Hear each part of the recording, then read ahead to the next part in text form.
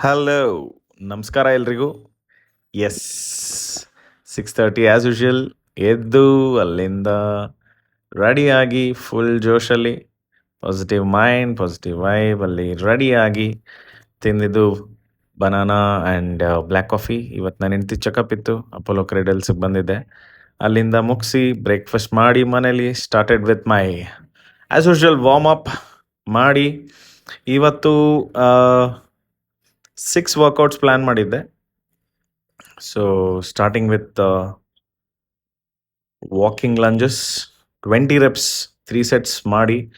Second one was mountain climbing.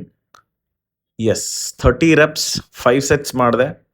ಸ್ವಲ್ಪ ಅಲ್ಲಿಗೆ ಸುಸ್ತಾಗಿ ಹೋಗಿದ್ದೆ.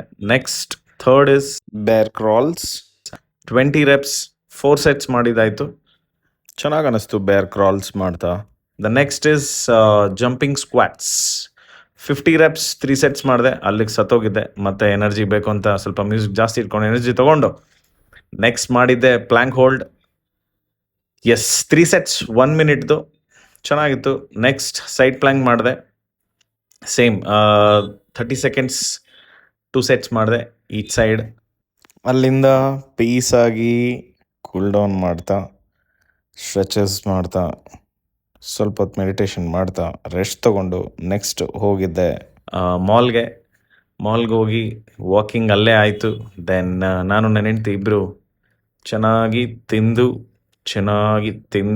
ತಿಂದು ನೆಕ್ಸ್ಟ್ ಹೋಗಿದ್ದು ಮೂವಿಗೆ.